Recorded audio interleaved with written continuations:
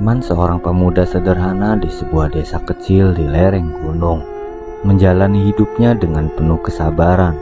Setiap hari ia bekerja keras, menggarap ladang warisan orang tuanya. Meski hidupnya sederhana, Arman selalu bersyukur dan dikenal sebagai sosok yang baik hati dan tulus.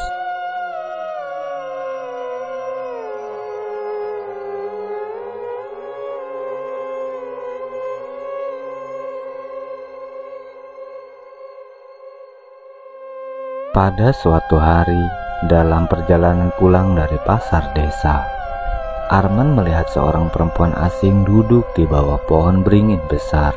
Wajahnya cantik, namun sorot matanya tampak sendu. Perempuan itu memperkenalkan diri sebagai Sekar. Katanya, ia sedang mencari tumpangan karena tersesat. Merasa iba, Arman menawarkan tempat tinggal sementara di gubuk kecil miliknya. Hari berganti hari, hubungan mereka perlahan tumbuh. Sekar menunjukkan dirinya sebagai perempuan yang rajin, lembut, dan setia. Banyak warga desa mulai bergunjing, tapi Arman tetap percaya bahwa niat baiknya tak akan membawa keburukan. Beberapa bulan berlalu, Arman melamar Sekar. Mereka menikah secara sederhana dengan restu tokoh desa. Pernikahan Arman dan Sekar berlangsung sederhana di pelataran rumah kecil, tanpa pesta meriah. Hanya dihadiri tetua desa dan doa-doa yang mengalir tulus. Sekar mengenakan kebaya lusuh dan sanggul sederhana, tampak begitu cantik. Arman merasa dunia seakan milik mereka berdua.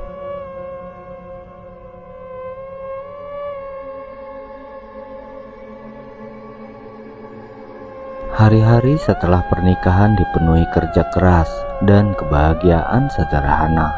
Sekar menjadi istri yang setia dan cekatan, membantu di ladang, memasak, dan menjaga rumah. Malam-malam mereka diisi duduk berdua di beranda, menatap bintang, saling bercerita sambil tertawa kecil. Beberapa tahun berlalu. Kebahagiaan mereka kian lengkap saat Sekar melahirkan seorang putri mungil yang mereka beri nama Ayunda. Tangisan pertama Ayunda menjadi saksi betapa besarnya cinta mereka. Kini Arman merasa harus bekerja lebih keras lagi demi masa depan anaknya, serta Sekar tetap setia menjaga rumah dan Ayunda. Meski hidup sederhana, kebahagiaan mereka seolah sempurna. Karena hasil kerja kerasnya, kehidupan Arman perlahan membaik. Ladangnya semakin luas, ternaknya bertambah. Ia tetap sederhana, rendah hati, dan berbagi rezeki dengan sesama. Namun, kebahagiaan mereka menimbulkan rasa iri dari beberapa orang di desa. Salah satunya Pak Wargo, tetangga lama Arman.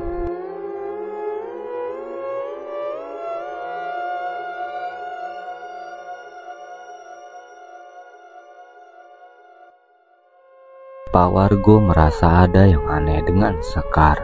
Ia terlalu cantik, terlalu sempurna. Dengan rasa iri dan dengki, Pak Wargo memanggil seorang dukun untuk mengungkap rahasia Sekar. Dari ritual gelap itu, diketahui bahwa di kepala Sekar tertancap paku gaib, pertanda bahwa ia bukan manusia biasa, melainkan arwah gentayangan yang dijerat untuk hidup seperti manusia. Pada suatu sore, saat Sekar pulang dari pasar membawa belanjaan untuk keluarga kecilnya, Pak Wargo dan dukun itu mencegatnya di jalan sunyi. Mereka dengan paksa mencabut paku dari kepala Sekar. Dalam sekejap, Sekar menghilang dalam pusaran kabut dingin, meninggalkan aroma melati yang menusuk.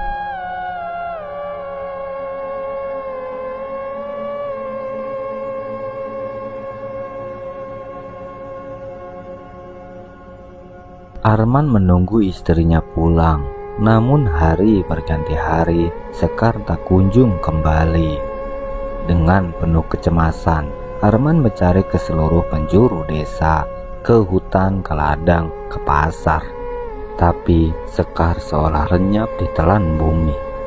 Ia harus tetap kuat, karena ada Ayunda yang kini bergantung padanya.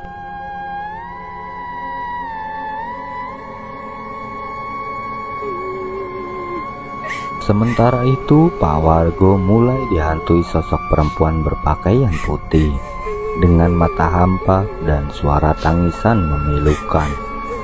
Setiap malam, rumah Pak Wargo dipenuhi bisikan dan ketukan tak kasat mata.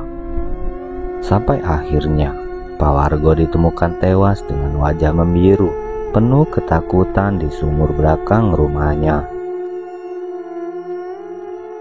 Namun Sekar belum sepenuhnya pergi. Ia sering datang diam-diam ke rumah Arman untuk menengok Ayunda, menemani putri kecilnya bermain di malam hari.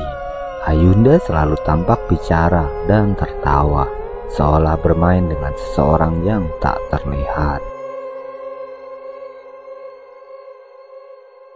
Suatu malam, Arman yang curiga mengintip dari balik pintu. Ia melihat Ayunda berlari kecil sambil tertawa, mengejar sosok perempuan berambut panjang. Saat sosok itu menoleh, Arman melihatnya. Ternyata selama ini yang menemani Ayunda main di malam hari adalah Sekar, istrinya yang sudah lama hilang. Namun wajahnya pucat, matanya kosong dan tubuhnya memancarkan aura dingin. Dengan hati remuk, Arman menghampiri mereka.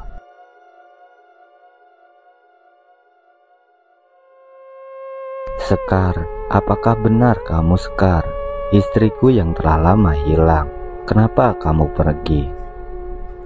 Sekar menatap Arman dengan penuh kesedihan. Maafkan aku telah menyembunyikan siapa diriku sebenarnya. Aku bukan bagian dari dunia ini. Tapi aku mencintaimu, mencintai Ayunda lebih dari apapun. Setiap malam, aku hanya bisa memandang kalian dari jauh, merindukan kehangatan yang tak bisa lagi kugapai. Air mata mengalir dari mata Arman. Ia ingin memeluk Sekar, tapi tidak bisa. Ia sadar cintanya kepada Sekar begitu besar, tapi mereka sudah terpisahkan oleh batas dunia.